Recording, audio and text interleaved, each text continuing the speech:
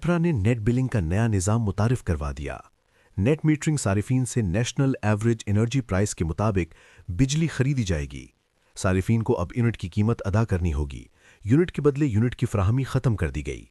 National electric power regulatory authority NEPRA ने net metering regulations 2024 का notification जारी कर दिया।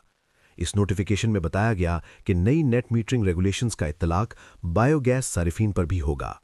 नई रेगुलेशंस के तहत नेट बिलिंग का निज़ाम मुतारिफ करवा दिया गया। बिलिंग साइकिल के इख्तिताम पर बिलिंग निज़ाम के तहत बिल जारी होगा। ये भी पढ़िए, मुल्क में 6000 मेगावाट बिजली पैदावार के सोलर लग चुके। नेपरा हुक्काम। नेपरा नेट मीटरिंग रेगुलेशंस 2025 के मसवदे पर नेपरा कल अवामी समाअत करेगा। रेगुलेशंस के मुताबिक नेट मीटरिंग सारिफीन से नेशनल एवरेज एनर्जी प्राइस के मुताबिक बिजली खरीदी जाएगी। नेट मीटरिंग सारिफीन को मौजूदा राइज टैरिफ के हिसाब से बिजली फराहम की जाएगी। रेगुलेशंस के मुताबिक नेशनल ग्रिड को इजाफी बिजली की फराहमी पर सारिफीन को सेमाही बुनियादों पर अदायगी की जाएगी। नेट मीटरिंग के लिए मुआहदे की मुद्दत 5 साल तक महदूद कर दी गई।